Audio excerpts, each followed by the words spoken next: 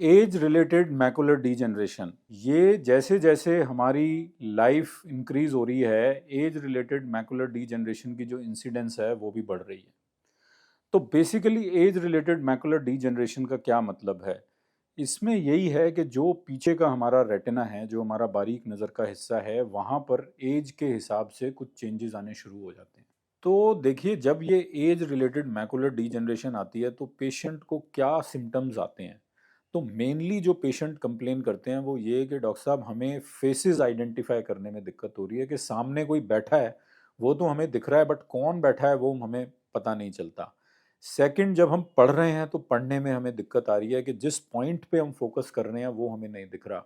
Floater सेक है जो patient को, अगर ब्लीडिंग हो गई तो कि जी काले काले मच्छर से या छल्ले से आंख के आगे घूमते हुए दिखाई दे रहे हैं। तो मेन कंप्लेन पेशेंट्स को जो है वो सेंट्रल विजन में आती है, बिकॉज बीमारी ज़्यादातर केसेस के अंदर जो हमारा आंख का मैकुला है, जो सेंट्रल विजन के लिए रिस्पॉन्सिबल एरिया है, उसी को असर करता है। तो आज मैं डॉक्टर पवन गुप्ता इसी के बारे में, इसके ट्रीटमेंट ऑप्शंस क्या क्या अवेलेबल हैं उसके बारे में बात करेंगे। ये बीमारी जो है मेनली दो तरीके की है। एक होता है dry age related macular degeneration और एक होता है wet age related degeneration. Dry का सिंपल मतलब है कि ना उसके अंदर ब्लीडिंग हो रही है, ना पानी इकट्ठा हो रहा है, ना सूजन आ रही है। और आज की डेट में उसका ऐसे कोई फुल प्रूफ ट्रीटमेंट नहीं है, बट पेशेंट्स को हम मल्टीविटामिन के कैप्सूल एडवाइस करते हैं। और लेटेस्ट अभी आंख में लगने वाला एक इंजेक्शन अभी अवेलेबल है, बट वो क्लिनिकली अभी इंडिया के अंदर पेशेंट्स को हम ऑफर नहीं कर रहे हैं, बिकॉज वो यहाँ पर अवेलेबल नहीं है। सेकंड है wet age related macular degeneration, यानी कि वो कंडीशन जहां पर आपके पर्दे के ऊपर सूजन आ रही है या उसके अंदर ब्लीडिंग हो रही है। उन कंडीशंस में जो हमारे पास ट्रीटमेंट ऑप्शंस अवेलेबल हैं, उसमें मेन स्टे ऑफ थेरेपी है वो है आंख के अंदर लगने वाले इंजेक्शंस। तो ये इंजेक्शन मेनली जो है एंटी वेजेफ कैटेगरी के अंदर आते हैं। एंटी वेजेफ का ये मतलब हुआ कि ये बीमारी के अंदर, शरीर के अंदर एक हार्मोन रिलीज होता है, वेस्कुलर एंडोथेलियल ग्रोथ फैक्टर, जिसकी वजह से ये पर्दे में ब्लीडिंग या सूजन होती है। तो ये इंजेक्शन जब हम आंख के अंदर लगाते हैं तो ये उस हार्मोन की जो एक्टिविटी है उसको ब्लॉक कर देती है, या शट डाउन कर देती है, या कम कर देती है। अब इसके अंदर जो इनिशियल इंजेक्शंस हैं, जो शुरू में मतलब 12-15 साल पहले हमने लगाने शुरू किए थे या उससे भी पहले, उसमें जनरेशन 1 वाले इंजेक्शन वो हैं रेनिजुमैब। और उसका ये एक इंडियन काउंटर पार्ट जो अवेलेबल है, जो बायोसिमिलर है रेनिजुमैब का। ये इंजेक्शन प्रैक्टिकली आप मानिए इसका असर जो है वो 4 से 6 हफ्ते तक रहता है, और ये पेशेंट को एक रेगुलर इंटरवल पे एवरी 4 to 6 वीक्स बराबर बार बार चेकअप के बाद लेना पड़ता है। सेकंड जनरेशन जो इंजेक्शन आए उसका नाम था आइलिया या फिर एफिलिब्रासेप्ट।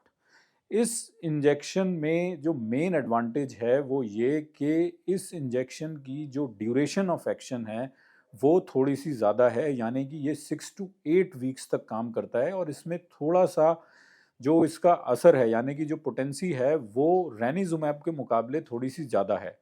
तो मेन एडवांटेज इस इंजेक्शन का ये है, एक तो नंबर ऑफ इंजेक्शन जो रिक्वायर्ड हैं वो रेनिजुमैब के मुकाबले इसमें कम लगते हैं। सेकंड, जहां पर रेनिजुमैब या जो जनरेशन 1 वाला इंजेक्शन है वो काम नहीं करता, वहां पर आइलिया जो है वो थोड़ा सा ज़्यादा इफेक्टिव होता है। अब जो थर्ड जनरेशन का जो इंजेक्शन आया है, इसके बाद जो एक इंजेक्शन आया है उसको हम कहते हैं ब्रॉलीसुजुमैब, या पेजेनेक्स के नाम से वो मिलता है। अब ये इंजेक्शन जो है और भी ज़्यादा पोटेंट है, और इसकी जो लगाने की वो फ्रीक्वेंसी है वो काफ़ी कम है। यानी कि एक बार हम इंजेक्शन लगा दें तो ये रफली 2 to 3 मंथ्स तक इफ़ेक्टिव रहता है। तो मेन एडवांटेज जो इस इंजेक्शन का है वो ये, एक तो ये काफ़ी ज़्यादा पोटेंट है। सेकंड, बार बार आपकी जो क्लिनिक की विजिट्स हैं वो कम हो जाती हैं, और इसमें नंबर ऑफ इंजेक्शंस जो पेशेंट को रिक्वायर्ड हैं, जो प्रिक आंख के अंदर लगती है, वो काफ़ी कम हो जाती है। अब जो लास्ट इंजेक्शन जो लेटेस्ट आया है वो है वेबिस्मो। इस इंजेक्शन में ये खास है कि ये एंटी वेजेफ के साथ साथ एक एंजियोपोइटिन करके एक कंपाउंड है, उसको भी ये ब्लॉक करता है, तो स्लाइटली ये मोर इफेक्टिव है। तो जहाँ पर हमारे जनरेशन 1 और 2 वाले इंजेक्शंस जो या प्रीवियस वाले जो इंजेक्शंस हैं वो काम नहीं करते या उतने इफ़ेक्टिव नहीं होते हैं, वहाँ पर हम ये जनरेशन 4 या वेबिस्मो वाला जो मॉलिक्यूल है वो हम पेशेंट्स के लिए ट्राई करते हैं। अब इसमें मेन क्वेश्चन जो आता है पेशेंट्स के माइंड में कि डॉक्टर साहब इसमें कौन सा इंजेक्शन हम लें जो हमारे लिए सबसे ज़्यादा सूटेबल है।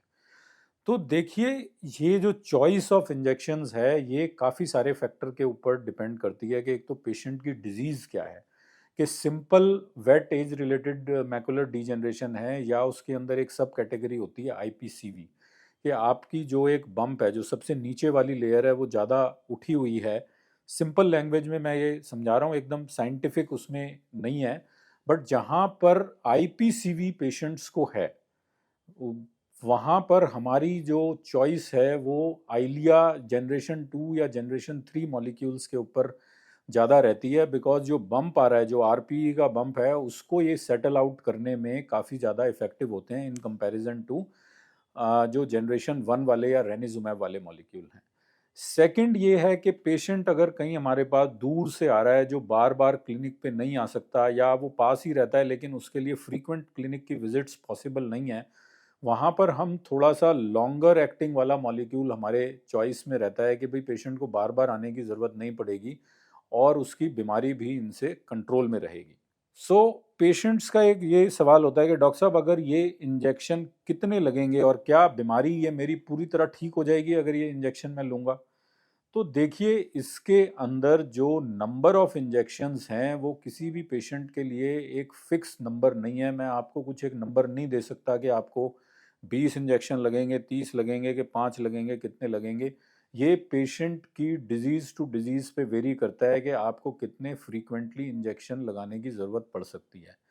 बट ब्रॉडली आप ये मानिए कि आपको हर महीने अपना चेकअप कराना है और जब जब इंजेक्शन की ज़रूरत होगी, जब पर्दे में ब्लीडिंग या सूजन आ रही होगी तो ये इंजेक्शन हम लगाएंगे।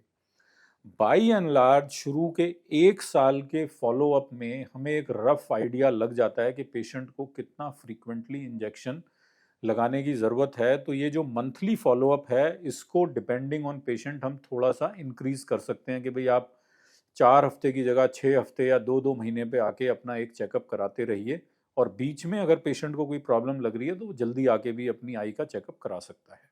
सेकंड जो क्वेश्चन है कि क्या ये बीमारी हमारी पूरी तरह ठीक हो जाएगी, तो देखिए, इंजेक्शन का जो मेन पर्पस है वो ये है कि बीमारी को स्टेबलाइज करने का। 40 to 50% ऑफ केसेस के अंदर पेशेंट को विजन में इम्प्रूवमेंट होती है, क्योंकि जब वो ब्लड जो आया हुआ है, जो पर्दे में सूजन आई हुई है, जब वो रिजॉल्व होती है तो विजन इम्प्रूव करती है।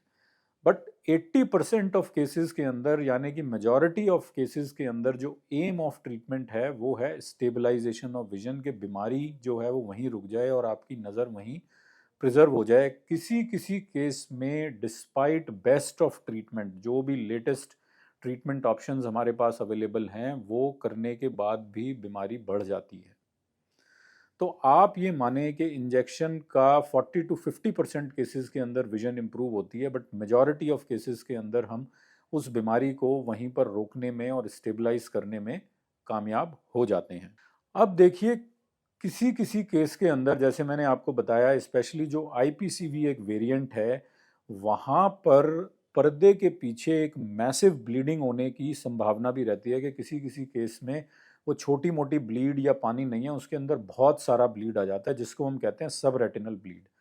अगर उस टाइप की सिचुएशन हो जाए तो वहाँ पर हमारे पास ऑप्शन होता है सर्जरी का, कि हम सर्जरी करें, जो आपके आँख के पीछे की विट्रस जेली है वो जेली रिमूव करें। अगर पर्दे के पीछे काफ़ी सारा ब्लड है तो वो ब्लड हम पर्दे के पीछे से हम हटाएं, वापस पर्दे को अपनी जगह सेटल करें। और अगर पर्दे के पीछे ब्लीडिंग कम है तो वहाँ पर एक सिंपल टीपीए का इंजेक्शन होता है जो ब्लड घोलने के लिए काम आता है। वो इंजेक्शन लगा के गैस बबल डालें और आपको एक स्पेसिफिक पोस्चर दे दें, जिससे वो ब्लड जो है वो बारीक नज़र के हिस्से से हट जाए। तो एज रिलेटेड मैकुलर डीजनरेशन में ट्रीटमेंट ऑप्शंस तो हमारे पास मेनली दो ही हैं। एक तो इंजेक्शन, के डिपेंडिंग ऑन आपकी जो बीमारी की कंडीशन है उसके हिसाब से जो भी इंजेक्शन आपके लिए सूटेबल है वो चूज़ करें। सेकंड, अगर बीमारी बहुत ज़्यादा आपकी अग्रेसिव है और पर्दे के पीछे मैसिव ब्लीडिंग हो रही है, तो वहाँ पर सर्जरी का एक ऑप्शन है कि सर्जरिकली जाकर हम पीछे का ब्लड वगैरह हटाकर आपकी विजन को किसी हद तक प्रिजर्व कर सकते हैं। उम्मीद करता हूं कि इस इंफॉर्मेशन से आपको एज रिलेटेड मैकुलर डीजनरेशन के जो ट्रीटमेंट ऑप्शंस आज की डेट में अवेलेबल हैं उसके बारे में थोड़ी जानकारी मिली होगी। बाकी ये जो इंफॉर्मेशन हमने दी है ये एक ब्रॉड इंफॉर्मेशन है, ये पेशेंट टू पेशेंट क्या एक पर्टिकुलर पेशेंट के लिए बेटर है वो वेरी कर सकती है, और वो जब आप हमारे पास एक क्लिनिकल एग्जामिनेशन के लिए आएंगे वो आपके लिए आपका जो ट्रीटमेंट प्लान है वो उसी टाइम पर डिसाइड हो सकता है। Thank you very much.